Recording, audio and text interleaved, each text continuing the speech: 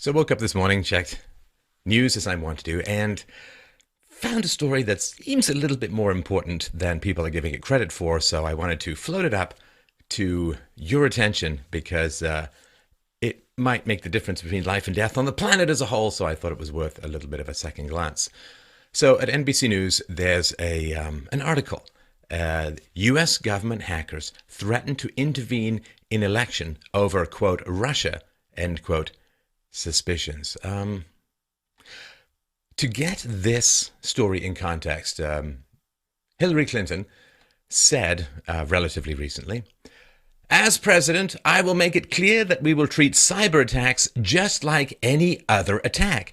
We will be ready with serious political, economic, and military responses."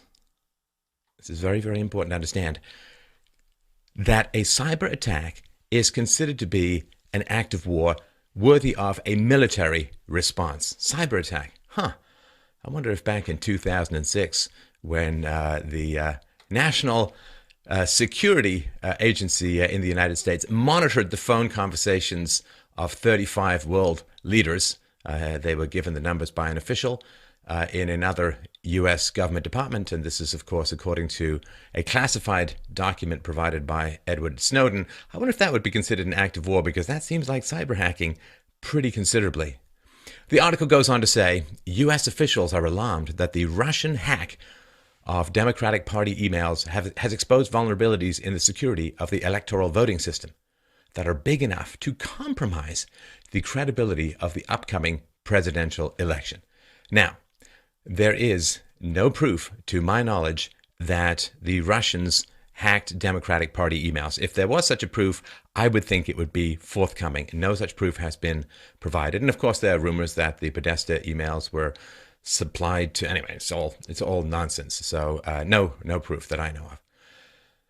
The article goes on to say, they say it's unlikely that Russian agents or other groups would hack into individual U.S. voting machines nationwide and hand a victory to one candidate or another, but say hackers could remotely exploit any digital weaknesses in each state's electoral system to wreak havoc. Wait a minute. Call me crazy, but hasn't the Democrat administration and every Democrat-leaning newspaper, which is to say newspapers as a whole, haven't they been saying it's ridiculous for Donald Trump to say that elections could even remotely conceivably be altered or rigged or anything like that? Oh, wait a minute. Let me see if I can break the Da Vinci Code here. I think that what they mean is that when Hillary is winning in the polls, elections can't possibly be rigged, and it would be insane for anyone to suggest such a thing. But now that Hillary is down in the polls, they're really, really concerned about election rigging. It's so boringly predictable. Now, again, according to this article, U.S. military hackers have penetrated Russia's electric grid, telecommunications networks, and the Kremlin's command systems, making them vulnerable to attack by secret American cyber weapons, should the U.S. deem it necessary, according to a senior intelligence official and top secret documents reviewed by NBC News. Well, if cyber attacks are an act of war, what would you call all of this remarkable stuff? I mean, the fact that they've penetrated telecommunications networks, electric grid, Kremlin's command system, isn't that kind of war-ishy, warlike, in the realm of war, if this is what Hillary Clinton says, and any cyber attack is an act of war?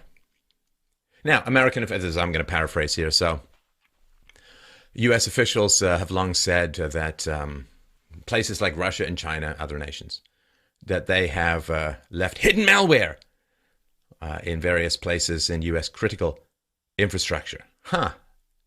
So they say it's definitely there, but it's hidden. Wow, that's quite intense. If you have proof that it's there, why don't you fix it? Why did you take out the malware? Why don't you find out where it came from, if you even can?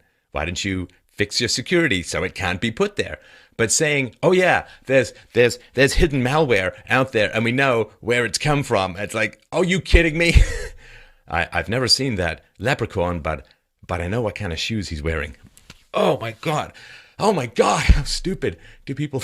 Well, I guess we'll find out over time. Now, many people, of course, have assumed that America has done the same thing to other countries. So NBC News reviewed a bunch of documents and combined them with remarks from a senior U.S. intelligence official who says that, yes, that is the case. In the case of Russia, well,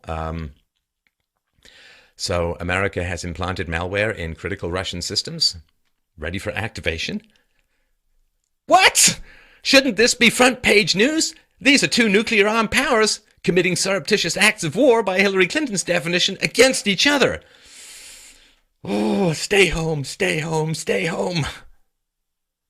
U.S. officials seem to express significant concerns that Russia will use its cyber attack capabilities in an attempt to disrupt the presidential election. Now they say we don't expect Russia to attack critical infrastructure. Many believe that would be an act of war, but maybe cyber mischief, fake documents, bogus social media accounts designed to spread misinformation. Wow. Release of fake documents in an attempt to influence an election. Misinformation spread with the goal of influencing an election. That would be an attack upon the very foundations of democracy. Boy, it's a really, really great thing. The mainstream media has never put out false accusations or proliferated fake documents because they are all Democrats and designed to influence people about who they vote. Boy, see, when Russia does it, it's really, really terrible and it's election rigging. When our friends in the media do very similar things, well, that's called the Fourth Estate. It's good reporting. And First Amendment. So it's so... again, it's so boringly predictable, but it's not being reported on. And so there is an expert who says U.S. hacks into the computer systems of China, Russia, Iran, North Korea, and so on. It's gone on for years and so on. And that is that seems kind of important. That seems like kind of an escalation. And if Hillary Clinton's right and cyber attacks or cyber intrusions, right? Of course, you can't have a cyber attack without a cyber intrusion. But if America has placed all of these cyber bombs in critical infrastructure in other countries, that seems kind of important and seems like a big escalation. Because this stuff is notoriously hard to track, right? I mean, I'm no expert on it, but as far as I understand it, there's spoof addresses, there's virtual private networks, there's something called the dark web, apparently, which is not a horror story about a spider in Australia the size of a dinner plate, but is something else. Now, according to Zero Hedge, see, influencing elections electronically, really, really bad. But a UK-based company that has provided voting machines for 16 states. You know, some of the relatively important states, battleground states, Florida and Arizona and so on. This UK company has direct ties with Clinton crusader and billionaire leftist George Soros. Recent WikiLeaks email revelations have shown that Hillary Clinton got some foreign policy directives and coordinated some aspects of domestic policy with George Soros. And Hillary Clinton has received tens of millions of dollars from the billionaire in presidential campaign support. So he seems a little bit on the partisan side, and there's links to the people from him to supply the election counting machines. Is that, I don't know, is that worthy of investigation? Are there no people in America who can put these machines together? I mean, Americans seem to have the capacity to cyber intrude into various well-protected systems overseas in foreign languages, no less. But apparently they can't staple together something to count button pushes on a improperly often calibrated touchscreen.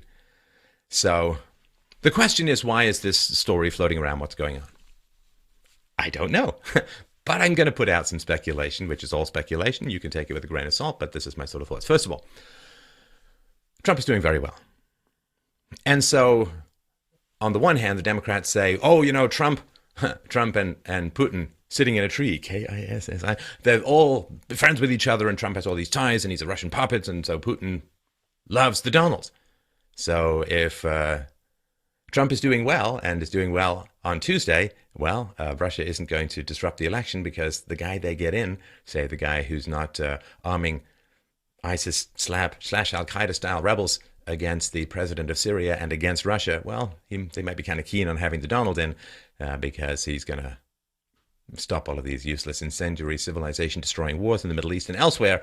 So I don't think that Putin's going to have much of a problem if Trump gets in, and he's doing very well. So you see, the election was bulletproof, couldn't possibly be rigged when Hillary was ahead. Now that she's falling back quite a bit, it's going to be rigged by Russia. We're worried about it, and we're going to keep an eye on it. And we're basically going to declare cyber war / real war against Russia should we suspect them of doing anything to disrupt the election, to the point of fake social media accounts spreading false information. Really? That's it? That's what we might be going to war over? Facebook posts? Are you kidding me? Is this crazy? Shouldn't we be talking about this just a little bit more? Notice how Congress is not mentioned anywhere in this, because if cyber attacks are a declaration of war, and America's going to launch cyber attacks against Russia if the American government suspects that there may be some misinformation floating around on the internet. Yeah, it's called the internet as a whole, except for this channel and a few other places we know and love. So shouldn't they be talking to Congress about this? Isn't this kind of a declaration of war? Based on what? We think there may be bots that are posting false info. Twitter is gonna... Man, this is completely insane. But this is, I believe, again, speculation time, but this is what could be playing out. If the Democrats believe that they're going to lose the election on Tuesday, well, they may very well say, oh, gosh, don't you know, there was a big cyber attack, and there was false information on the internet, therefore, election invalid, therefore, I don't know, let's activate cyber attacks on Russia, because we think they may have done it, because I had borscht once, and that's unrelated, but hey, let's just go with that as a kind of proof. And then what? Or, here's another situation. What they've basically said is, if we have any kind of evidence of anyone trying to influence the election with false information or disruptive event-y things, well, I don't know, the Saudis and the Qataris seem to give a lot of money to the Clintons.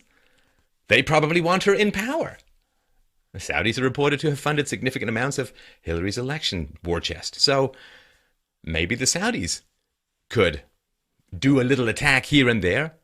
Next thing you know, oh, gee, we seem to be at cyber war / war, and we think that the elections were rigged, so sorry about that whole voting thing. You know, it was pretty fun while it lasted, and, you know, you can keep your selfie of your vote as a souvenir of something that may not be happening again for quite a while. See, the important thing to remember, this is no ordinary election, my friends.